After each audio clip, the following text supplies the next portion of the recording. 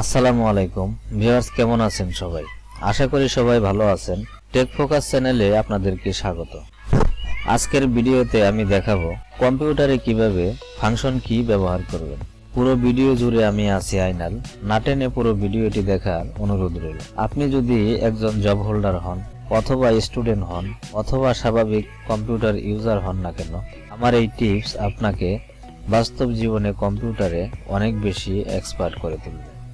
তার আগে ছোট্ট একটি অনুরোধ, ভিডিওর নিচে থাকা লাইক বাটনটি প্রেস করে দিবেন আর আমাদের চ্যানেলটিকে সামনে এগিয়ে নিতে সাবস্ক্রাইব করে আমাদের সাথেই থাকবেন। চলুন তাহলে কথা না বাড়িয়ে শুরু করা যাক।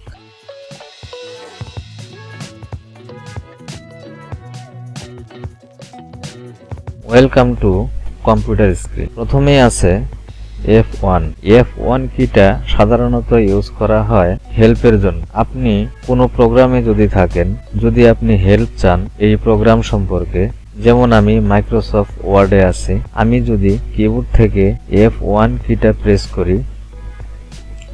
করলাম, তাহলে দেখুন এখান থেকে হেল্পের যে উইন্ডোটা আছে এখান থেকে ওপেন হয়ে গেল। এখানে আপনি চাইলে আপনার যে টাইপের হেল্প লাগবে আপনি সার্চ করতে পারবেন। তারপর আছে F2 কিটা ইউজ করা হয়ে থাকে সবথেকে বেশি রিনেম করার ক্ষেত্রে। আপনি যদি কোনো কিছু রিনেম করতে চান, যেমন ধরেন আমি আমার ডেস্কটপে আসলাম, আমি এখান থেকে একটা ফোল্ডারে ক্লিক করলাম এবং কিবোর্ড থেকে F2 প্রেস করলাম, দেখুন এডিট অপশনটা কিন্তু চলে এসেছে। আপনি চাইলে এটাকে রিনেম করতে পারবেন। আমি টাইপ করলাম এবং এন্টার প্রেস করলাম, দেখুন এখানে সেভ হয়ে গেল। আবার যদি এখানে আরেকটা ফোল্ডার আছে, এখানে যদি আমি ক্লিক করার পরে কিবোর্ড থেকে যদি আমি F2 প্রেস করি, দেখুন এডিট অপশনটা কিন্তু চলে এসেছে। এখন আমি চাইলে কিছু টাইপ করলাম এবং এন্টার প্রেস করলাম, দেখুন সেভ হয়ে গেল। তারপর আছে F3 কিটা ব্যবহার করা হয় সার্চ অপশনের জন্য। যেমন ধরেন আমি এখন ক্রোম ব্রাউজারে গেলাম, এখান থেকে কিছু একটা সার্চ করলাম। এখন আমি যদি কিবোর্ড থেকে F3 কিটা প্রেস করি, দেখুন এখানে একটি সার্চ বক্স এসে গেল। এখানে যদি আমি টাইপ করি আমি যদি এখানে এন্ড টাইপ করি, দেখুন এখন যেখানে যেখানে এন্ড আছে হাইলাইট হয়ে গেল।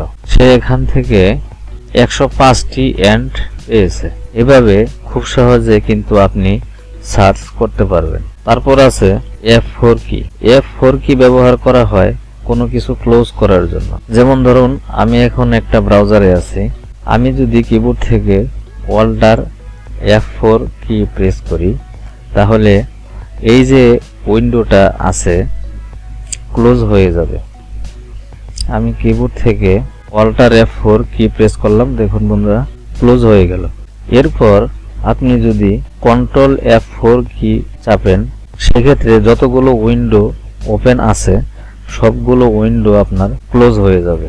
তারপর আছে F5 কি ব্যবহার করা হয় রিফ্রেশ করার জন্য। যেমন আমরা মাউস থেকে রিফ্রেশ করি, একইভাবে কিবোর্ড থেকে যদি F5 প্রেস করি তাহলে কিন্তু দেখুন রিফ্রেশ হচ্ছে কিন্তু।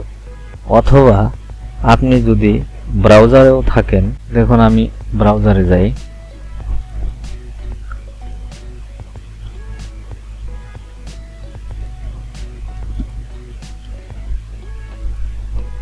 এখন যদি আমি F5 প্রেস করি, দেখুন রিফ্রেশ হলো এবং লোডিং হলো। অথবা আপনি যদি কম্পিউটারের বাইরেও থাকেন, তাহলে কিবোর্ড থেকে F5 কি প্রেস করলে দেখুন এই লোডিং রিফ্রেশ হচ্ছে। তারপর আছে F6 কি। আপনি যদি কোনো ব্রাউজারে থাকেন আর যদি F6 প্রেস করেন, তাহলে আমি একটি ব্রাউজারে যাই,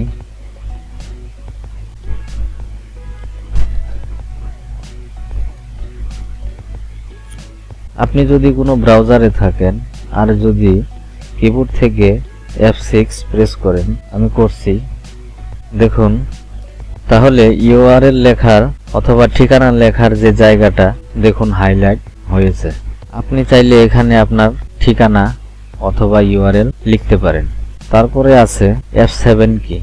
F7 কি ব্যবহার করা হয় স্পেলিং এন্ড গ্রামার চেক করার জন্য। আপনি যদি কিবোর্ড থেকে F7 কি প্রেস করেন তাহলে spelling and grammar option open হবে, অথবা আপনি যদি শিফট প্লাস F7 প্রেস করেন তাহলে আপনার শব্দ ভান্ডারের যে উইন্ডোটা আছে তা এখান থেকে ওপেন হয়ে যাবে।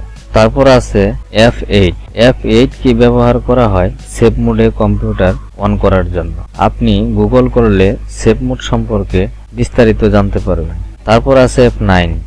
F9 কি এটা আমাদের খুব একটা দরকার হয় না, ওয়ার্ড এক্সপ্রেস নামে একটা জিনিস ওপেন করা যায় মাত্র। এরপর আছে F10। F10 কির কাজ হচ্ছে মাইক্রোসফট ওয়ার্ড অথবা মাইক্রোসফট এক্সেল এর মেনু বার খুঁজে পেতে সাহায্য। আপনি যদি কিবোর্ড থেকে F10 প্রেস করেন তাহলে আপনার মেনু বার হাইলাইট হবে। সুতরাং F10 কি দিয়ে আপনি আপনার কম্পিউটারের মেনু বারটা খুঁজে পেতে পারেন কম্পিউটারে যে কোনো ফাইল ওপেন করা অবস্থায়। F11 কি ব্যবহার করা হয় ফুল স্ক্রিন করার জন্য। আপনি যদি কিবোর্ড থেকে F11 কি প্রেস করেন তাহলে আপনার ব্রাউজারটা ফুল স্ক্রিন হবে। আবার যদি F11 কি প্রেস করেন তাহলে ব্রাউজারটা ছোট হবে। এরপর আছে F12। F12 কি ব্যবহার করা হয় আপনার মাইক্রোসফট ওয়ার্ডে সেভ এস কমান্ডে যাওয়ার জন্য, অথবা আপনি যদি অব্র ইউজ করে থাকেন তাহলে দেখবেন F12 দেওয়া থাকে ইংলিশ থেকে বাংলায় নেয়ার জন্য, অথবা আপনি মাইক্রোসফট ওয়ার্ডে গিয়ে F12 কি প্রেস করলে অটোমেটিক সেভেজে চলে যাবে। এছাড়া ফাংশন কি এর সাথে অনেক শর্টকাটও ইউজ করা যায় অন্যান্য কি কম্বাইন করে। তো আশা করি ফাংশন কি সম্পর্কে আপনাদের মোটামুটি একটা ধারণা হয়ে গেছে। ভিডিওটি যদি ভালো লাগে সাবস্ক্রাইব করে সাথেই থাকবেন, লাইক কমেন্ট শেয়ার।